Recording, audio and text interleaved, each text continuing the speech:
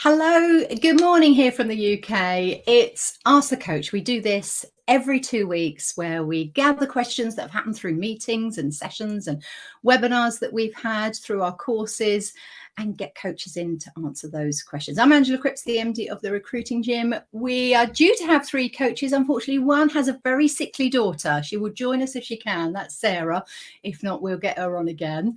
Let me explain how this works. We've already got 4 questions that have come in. If you would like to vote on those questions, you can see them in Ask the Questions. And as I get the coaches to introduce themselves, you do your voting. And if you want question 4 first, vote it up the order and we'll do it that way. This runs for about 45 minutes, but feel free to add your questions to Ask the Coach as we're going through as well. Right.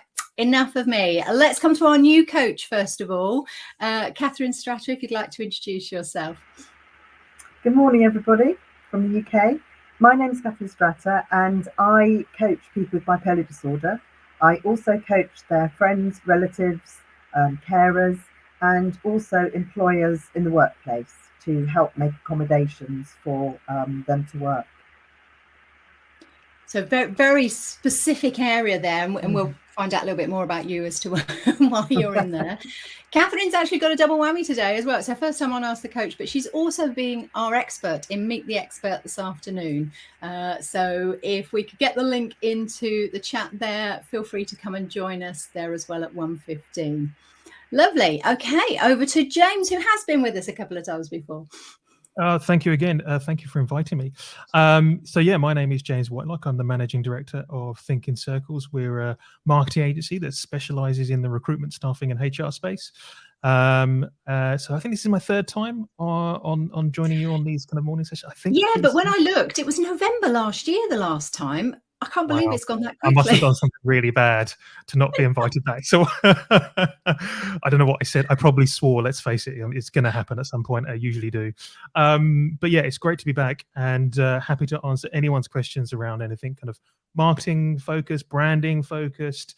So if anybody's got any questions around that beyond the kind of 4 that we've kind of got, always happy to kind of answer that. Or you can also, I think my LinkedIn is in the chat, so feel free to connect as well. Fantastic. Yes, come along, join us. Say hello for those people that I can see that are joining us. We're a friendly bunch. This is a relaxed one on a Friday lunchtime to try and find and help and support our industry. Knowledge shared is our strapline in that sense. With these webinars, we want to try and support our industry as much as possible. Okay, let me have a look at the questions then. Let's see if we've got, okay, no, we're all good to go at the moment. So for those of you that are still joining us, feel free to vote on your questions and to see if you would like one. Although there is an extra one in there. Yes, there was 4, now there's 5. So we've Charlotte yes, actually, this is true. So let's go with this because I'll copy it and put it into the chat as well.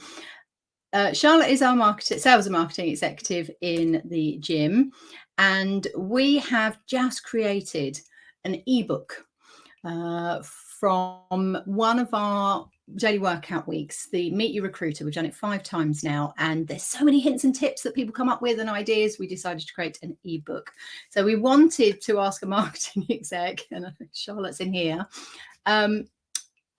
what's the best way to get it out to the market? We promised we'd send it to everyone that was involved, and we've just added that up, and it was 158 people. So there we go. It's going to those straight away. But we want everyone to get it. And there's over 100,000 people in the UK, let alone everywhere else in the world. So there's probably a good 1 million or 2 people that could benefit from this. So James, what would be a great way of getting an ebook out there? Wow. Well, you've got all the obvious channels, right?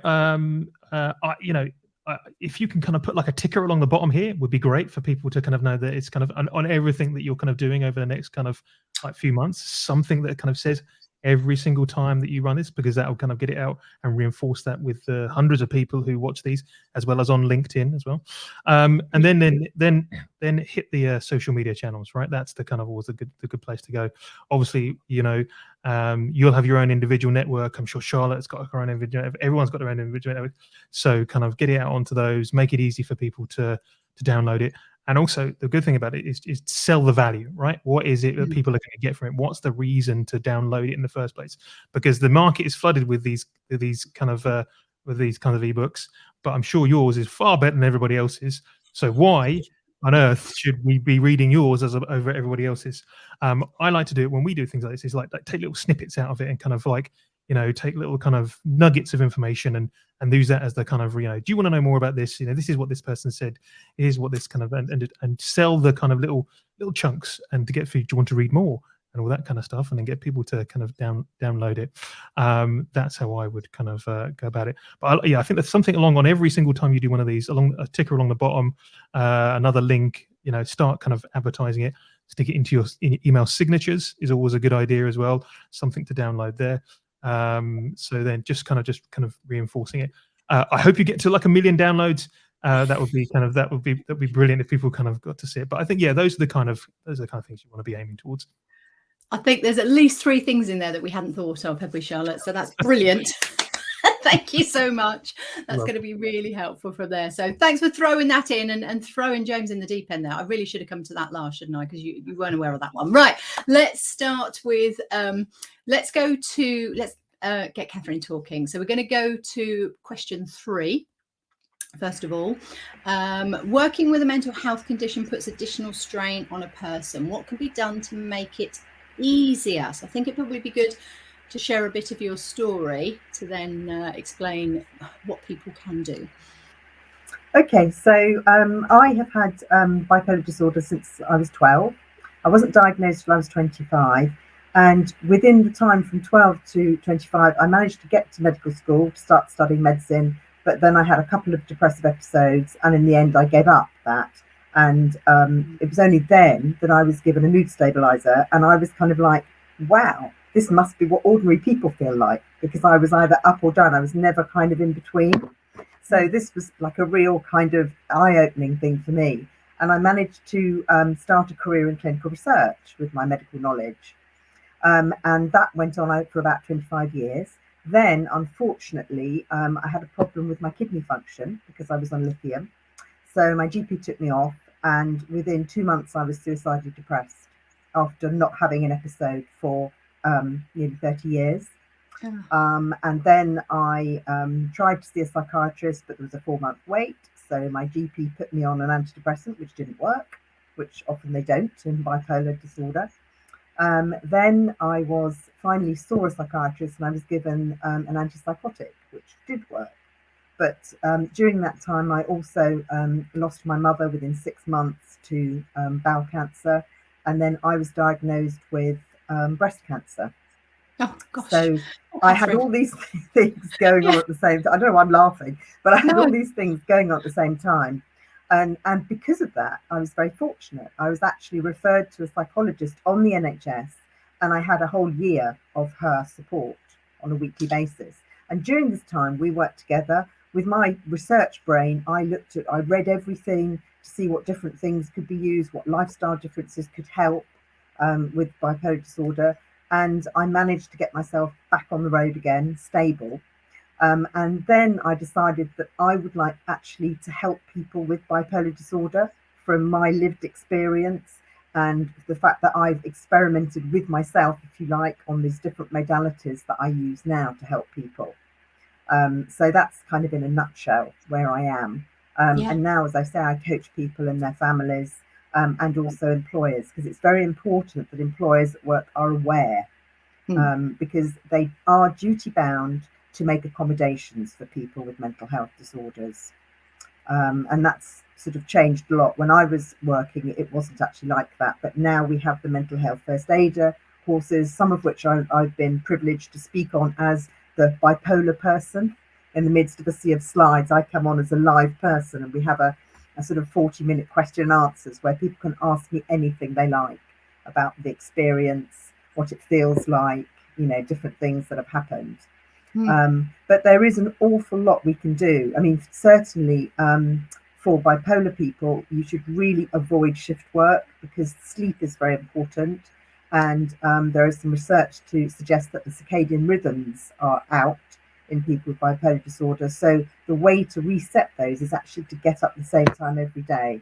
I know weekends you like a lie-in, but actually that's really bad for you, because that's, as I say, that will put you out, and it can actually induce an episode of mood disorder if your rhythms are out. So it's that strong.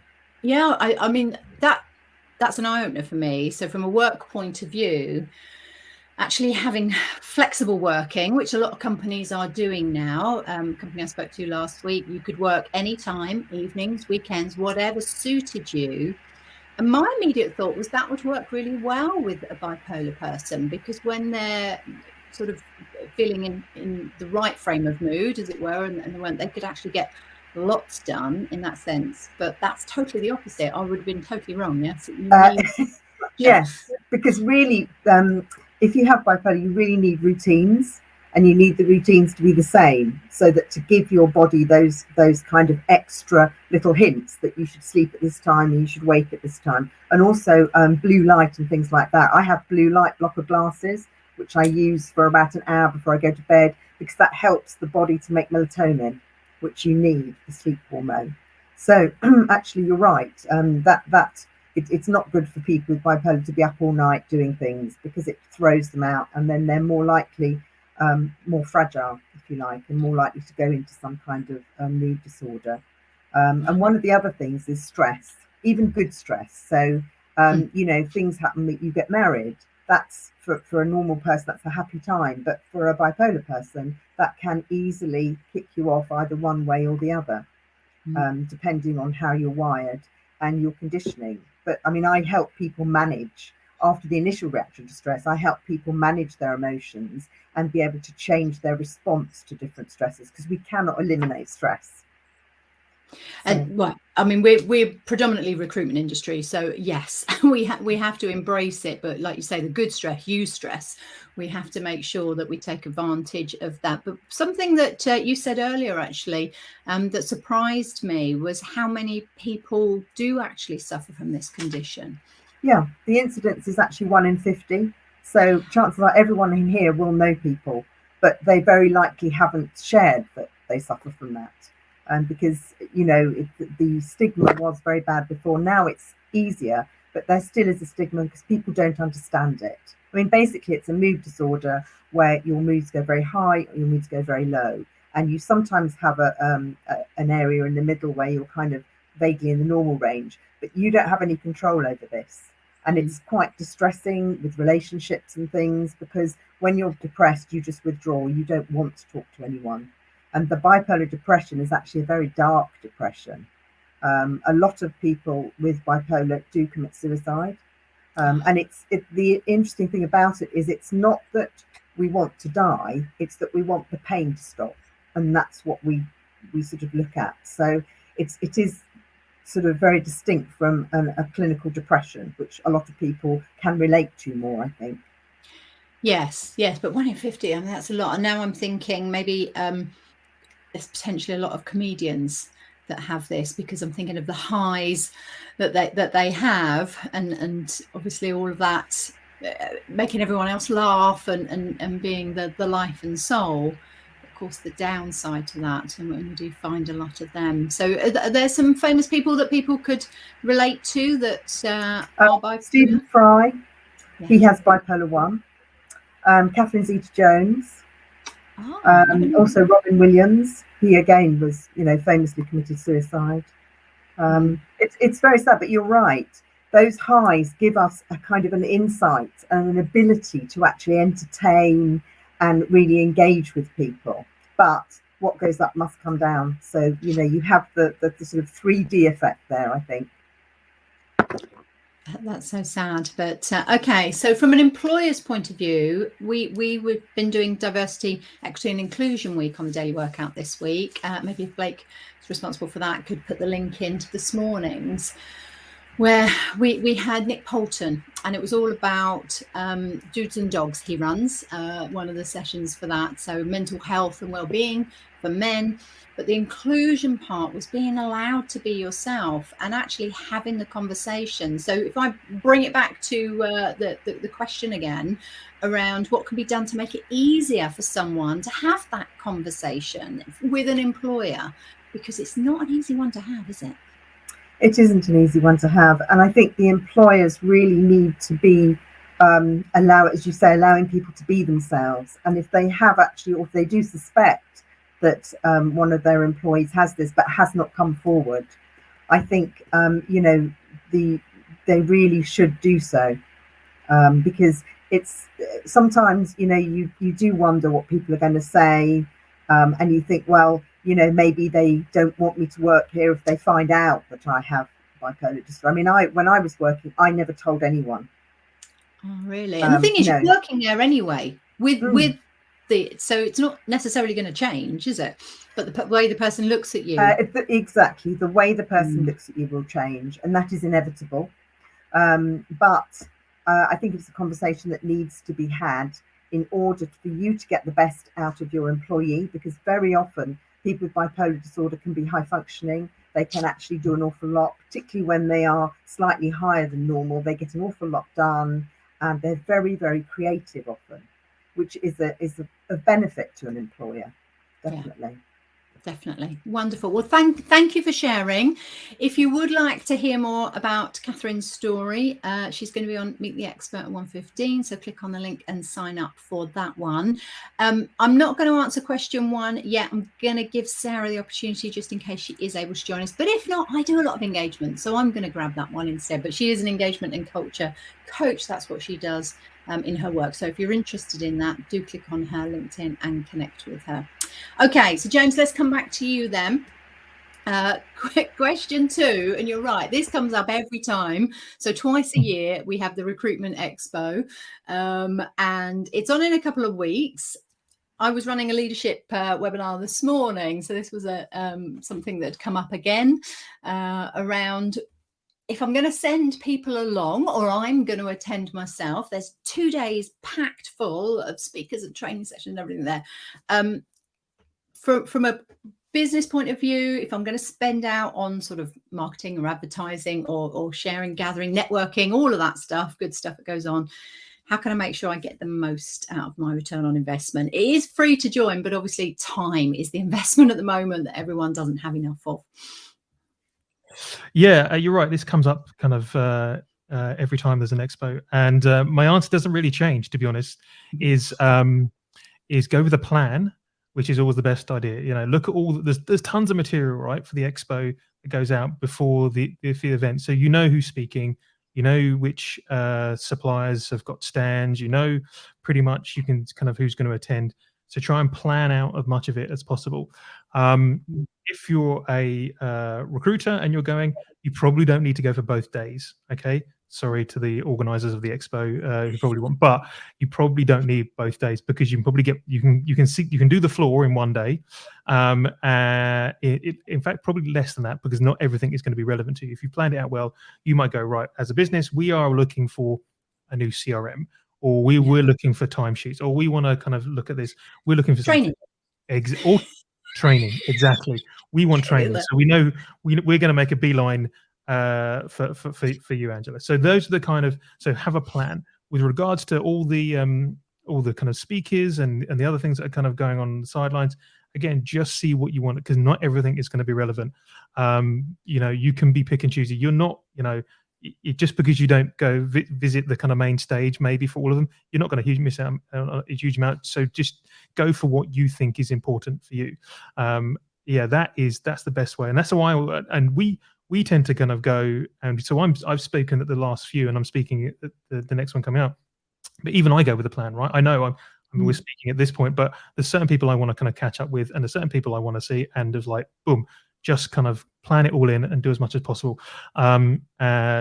Don't go out for drinks at lunchtime, because that's always going to wreck your afternoon. Trust me, from kind of like painful experience. So just kind of try and plan it well, and that's the way you get the most out of it. And also the other thing is if you know of other kind of, not necessarily people who are speaking and or people who are kind of who are sponsoring, or people who've got an exhibition stand. If there's anyone else you want to see, just kind of ask around. Everyone's kind of posting that they're going to go in a minute, and just try and kind of get as much of that. And if you do want to speak to anyone specifically, try and book them in. Okay, because again, what tends to happen on the day, and you'll know this, is you just get lots and you just get drop-ins constantly. But if you kind of say, right, Angela, can we kind of book in a meeting at 11 o'clock just for 15 minutes? You're then able to say, right, you can hand over the rest of your stand to the rest of the team, and you can go and have this kind of coffee with this person. Now you say that when your team's got COVID the week before.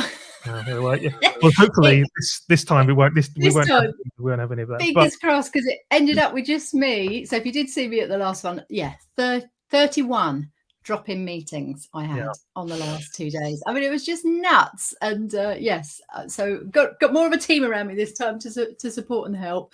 So thank you for that. You're welcome to come and join us. What I would do what I would do then if you've got like yourself a Calendly link, or if you've got something like that, I would kind of like start sending that out, as well as kind of you're being at the expo, and try and get people to almost kind of book in now, so you can kind of sure, you're going to get people who are going to drop out. But also the good thing about that from a exhibitor's point of view, you've got people who genuinely want to come and see you, who aren't necessarily wasting your time, because again, there's people who do kind of, you just end up getting caught in conversations with people, and it's expensive for exhibitors as well as, more so than it's actually just to turn up for the day, in all honesty. So I think it works both ways, how everybody can kind of make it more efficient. Up in Birmingham, what you tend to find is you kind of get people turn up who generally want to be there, who have made the effort to get there. It's not as easy to get to as the one in London, so you don't get as many kind of people just kind of mulling around. It does mean it's a little bit quieter, but actually that's probably of a benefit. And one word of kind of caution, I think, for this year, if anyone who is attending, my understanding is there is a train strike on the first day. On the 5th, so plan your visit around that. I book a parking space and things like that, or come for the second day when yours truly is actually speaking. There we go. So that is going to help you, actually, isn't it? Yes, the fact that the first day's got a train strike, so come on the second day instead. Right, what time are you speaking? And we'll get that link in there. That is a great question. I want to say sometime around 10:30 in the morning. It's okay. It's pre-lunch. It's not a bad slot. I don't think we're main stage. I think there's I can't remember which stage we're on. I should know all this, but I don't. We're doing a little bit differently this year. So it's actually me and one of my colleagues, Kat, who are kind of presenting together. We're kind of doing a double act on should you measure marketing. Ooh, lovely. Okay, well, everyone needs to know that, so come up from those. Okay, Sue's from Job Adder. Job Adder kindly sponsor the daily workout for the last quarter this year. I remember if you need a sugar rush, there will be, you've got the crepes on again. Wonderful. So head to the Job Adder stand first thing in the morning. Don't buy any breakfast. Go and have a crepe. Now, good. Ask them to put half the amount of chocolate spread on it, though. Oh, my goodness. The one I had in February was just chocolate everywhere. Amazing. Thank you so much for that. So let's get top 3 tips for engaging your employees in your plans. I was hoping Sarah would be able to join us for this, but we'll get her on another time. She's looking after a very sick child who is probably not in the position to join us. So top 3 tips for engagement then. First and foremost, and this came up in a conversation this week, about getting your employees engaged in your vision. So I do a session, and we'll find it, I've done it on the daily workout before. Going through an exercise takes about half an hour. I've actually delivered it about 3-4 times at the expos over the years as well. Easy way to actually get everyone involved, get their ideas. What is it that they think about the business? And it creates your vision for you. It also creates your company values from the statements that they've come up with and what's most important to you. But for me, it's about everyone seeing something in that vision that they contributed towards. So it makes it really easy for them to understand what it means. Because a lot of the time a company will come up with this vision and it means nothing to the people that are actually doing the job. And it sort of gets put on a wall somewhere, and I can recite it maybe. We used to have to recite ours, learn it verbatim, a bit like the Girl Guide Code. Promise that I do my best to do my duty to go and serve the king and help other people. We'll come to that one in a minute. And to keep the vanguard law. Right. See, 40 years later, it's still in there. But does that vision actually say something to your people? So that would be my first tip. Get them involved in actually creating it. From an engagement point of view, it's all about empowering people so that they feel like they are doing something for the business. So there's an empowerment framework. I've talked about this on another webinar. We'll find that link for you as well. 4-box framework. We love a 4-box framework. Really simple and easy. So no-go are tasks that someone wants to get involved in the future. Where are they going? What's the next job? What do they need to be starting to learn and get involved with over the next 6 to 12 months? That means that they're developing. Just that one little box can make a huge difference to someone's view about the business and being engaged, because I know where I'm going and I'm moving forwards. So we go from the no-go box to the ask then go, which is, please check before you go ahead with this. Don't just do it and then we found out later. So again, letting people know where their barriers are, where their boundaries are. They need to check first. This could be a negotiation with a client if you're a recruiter, and the fact that you need to double check about this before you actually offer it to a company. You've then got, from the ask then go, you've got the opposite. So go, then let know. So you do it, but let us know what happened afterwards. And a lot of tasks will always stay in this box, because it might be things like client meetings, attending networking events. You want to know what's happened afterwards and what's huge training and development that you do. Come back, share it, let other people know what you've learned, what you think. So those ones, again, are really good for developing the individual in the let know bit, because they could be helping and developing others. And the final box is go. This is what you do in your job. You go ahead, you do it. You don't have to tell anyone. You just get on with it. We trust you to do these elements. Yes, don't worry. You can do it. You can adapt it. You can do what you want with that. So go, then let know, ask, then go, no go. But all 4 boxes have a way of engaging the person, letting them know where they stand. Makes it very easy for those lines to be drawn as to what needs to happen. But you can also develop them and engage them through the business. And that empowerment it was the most powerful thing for me as an individual when I became a manager. Just doing those 4 boxes elevated my abilities over the next 6 months ridiculously. So I still train it now. Okay, final tip, ask. Ask them what they want. Ask them what's important to them. Ask them about their personal values. What makes them tick? What motivates them? Ask. Have those conversations, please. Don't just talk about work and the numbers all the time. Talk about them. There we go. That will be my top 3 tips. Would any of the coaches like to add anything to that? No, I think those are all good. I don't think there's anything else from a I mean, we do similar things with businesses when they're trying to kind of understand their kind of vision. And it is all around kind of just asking those questions, right? You've just got to, it's about being inquisitive at that point, and not making assumptions. That's the other thing, is everybody makes assumptions that how well they know the business and how well they think their business is going, no matter how big or how small, is try to get through and kind of beyond those kind of biases you might already kind of understand. Remember, there's a reason why businesses have gone down this journey in the first place, right? To kind of either reinvent their position, reinvent their values, and looking at that. So everything needs to be kind of on the table.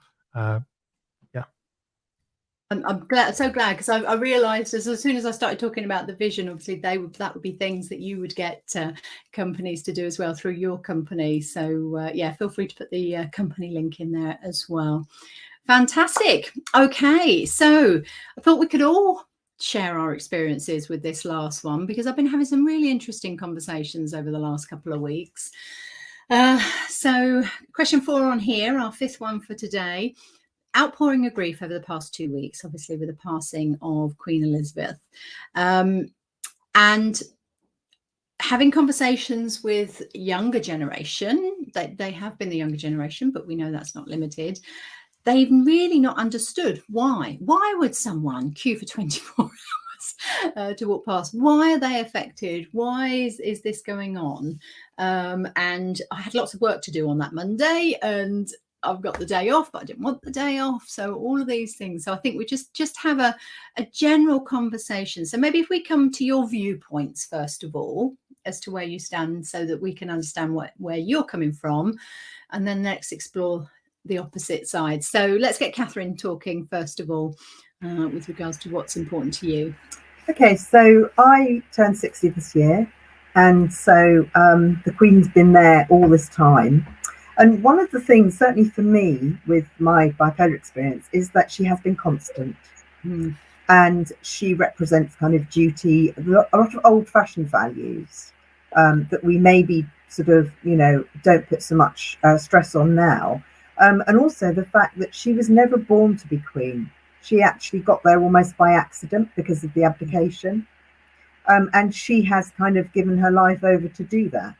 And very selflessly, we don't really know what she thought about things, because she was very careful. She was very politically correct whilst being apolitical. And that's important because so many countries have leaders who are there for a while and then not there, this kind of thing. Whereas we have someone who is our representative, and she represents the people. And I think that's quite important. I mean, I was sad, but I drew the line at queuing for many hours, I have to say. But I do think that people do identify with her. I mean, they say that she has a great sense of humour. People say when they met her, like Maureen Lipman was on the television, Dame Maureen Lipman, saying that she met the Queen in October, and the Queen said, "Oh, we'll be seeing you for such and such in February." And Maureen Lipman said, "Yes, I'm not sure what I'm going to wear for that, if I can find something to wear." And then when she met her again in February, the Queen said, "I see you found something to wear." Which, something like that is to notice someone at that kind of level. And she's either very, very well briefed, or she's got a very important memory, even, since she's been older. Because I always think that when I hear those stories, I think, is it like The Devil Wears Prada? And she's got someone just on her shoulder saying, "This is so-and-so, and this is what you said," anything. But unlikely, actually, they might have even heard that little snippet as, "I don't know what I'm going to wear." So whether they were that close to hear it or not, but it does amaze you, doesn't it? Okay, so we know where you're coming from. So James, let's come to your side. So from people I know who have met the Queen, she did have spotters and people all around her picking up on all that kind of stuff. Because I've had those kind of I've had those conversations over the last kind of couple of weeks with people who actually met her. Not wanting to be too controversial, but I kind of side on the kind of maybe with what we would class as the younger generation, it was. I can understand people's kind of grief. I even understand why people kind of queued for however many hours and they attended the funeral. It just isn't my kind of viewpoint on it, and I'm not here to kind of criticize or anything like that, but I kind of felt there was a bit of 10 days was a long time. As a business owner, the country did feel like it came to a bit of a stop for that time. From a kind of a media and marketing perspective, a lot was we all put everything on hold for that time. So we weren't necessarily able to do our kind of jobs to the fullest within that time. There were kind of swathes of chunks of that time just after she passed where we just kind of halted everything. And we did all that because I guess there was a certain amount of feeling a bit like a pariah if we didn't, and I think that was why I think some businesses potentially, and maybe some younger kind of generation, maybe felt a bit kind of displaced because of this, because just not used to it happening. There was a certain amount of just wanted to kind of get on with things and hadn't had that kind of experience of kind of her. I understand that she had been there as a constant, but it just hadn't played that kind of role that she maybe had kind of previously to a younger generation. So I can see both sides. My leaning is towards what I would have liked to have kept open, but we felt pressured to close, as I think a lot of businesses did, because we just didn't want to be that kind of outlier. And there would have been, again, a huge amount of, I think, negative towards us, and other businesses who probably did kind of go down it without really being able to justify kind of reasons for staying open. So I think from a purely business point of view, it was a long 10 days. And I can see why people may have kind of felt that was maybe a bit too much in the end. But, who am I to kind of, I'm not really here to judge anyone in the other way. Well, that's the thing. We've all got our own opinions on this. I can remember being in Thailand when their king died. They have a year of mourning. And every time I was going back every quarter, and everyone was in black for a whole year. So for me, that was extreme. I just thought, wow, look at that is going on. So 10 days. Yeah. And I can remember when Diana died, I think the difference being she hadn't led her life yet. She was just getting to that point, wasn't she? Whereas the Queen, oh my goodness, 96 years and what a life she's led. And I think it was her time. It was ready, wasn't it? Since Prince Philip had gone, you could see that there was a change in her. So for me, it was like, okay, yeah, no, it's a good time. But there was a lot of questions around the business and the Monday, and you're right, there was discussions in WhatsApp groups that we were in that were, well, what's everyone else doing? There wasn't a lot of guidance with regards to that, and people hadn't necessarily experienced that sudden thing that where a bank holiday is thrown on you within a short period of time, and what you do from that. So I wanted to bring it back to more a generalistic side of people having grief, people being in the workplace and potentially struggling with that. And again, what can companies do to help individuals? And it may be it's someone close, but it may be someone they've never met before. It's weird how people can have impacts on your lives, even though you've never met them. So from your point of view, then, how have you dealt with it before? If someone's really struggling, what have you done in the past, or have you not? And that might be the where we are, that we just don't talk about it. Catherine, let's come to you first. What's your thoughts? Grief is a very individual thing. It has different effects on all of us. But I think the main thing is actually to be open and to let people express their grief, if you know that's the situation. And you know, as I say, it's different for all of us. I mean, I lost my father during the COVID pandemic, and that was horrendous because he was in hospital. We couldn't see him, and we had to say goodbye on a tablet. And that was very, very difficult for me. But because I have a good support system, I was able then to share how I was feeling. And then that made it much easier for me to actually be able to express that grief, because what we don't want is for it to be suppressed and then come up later in a kind of form of depression or something. So I think the most important thing is to be able to be in a space where you can express what you feel, and you're not judged for that.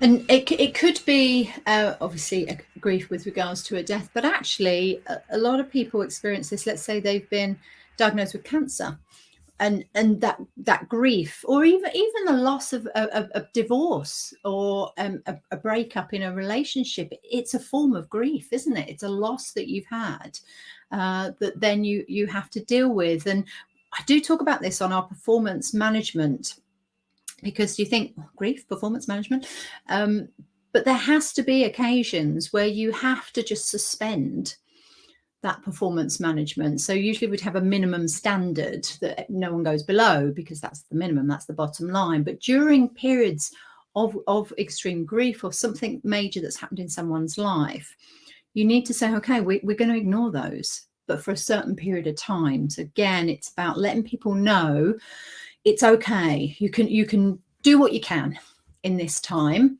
but let's look at this again 1 week, 2 weeks, 4 weeks, whatever the gravity really is that you think they're going to need at that time to do it. And we'll aim to then bring that back at that point. And that's where a lot of companies go wrong, and leaders and managers go wrong. They'll suspend it and they'll say, well, don't worry, you do what you can. And then they don't know when to have the conversation to bring it back again, because it goes on for weeks and months. And it's like, we really need to sort of make sure that, yes, we're back and utilizing that person. And are they able to or not? But yeah, if you don't plan it in beforehand, I think that would be my top tip there, to acknowledge, to allow people to be in that situation and to deal with it, but have those check-ins and have those updates and have them planned in, so that you know where you stand as well from a business point of view. Okay, any other questions? This is your last chance, guys, so get them in the chat if you need to. While we're just seeing if anyone wants to ask another question, Catherine, do you want to share a little bit about your Meet You Expert that we'll be doing at 1:15? Yes, we'll be doing a little bit more of a deeper dive into what is bipolar, causes, things like that, and how I work, what I do, and how I can help people, basically. And also a deeper dive into my kind of life, which has some extra bits in that I didn't fit in this morning. So it's fascinating. I can't wait to hear it all. Well, yeah, that's our 40 minutes. We thought it'd be 40 minutes today, so fantastic. For those of you that came along for Sarah Evans, apologies. Hope you got something out of the engagement question, but we will get her back on at the earliest opportunity and get her talking about engagement and culture again. And I hope her daughter Maddie is feeling better. All right, everyone. Thanks ever so much. Have a great weekend, and hopefully we'll see you for Meet the Expert soon. Bye-bye. thanks. Bye-bye. Thank you, everybody. Thank you.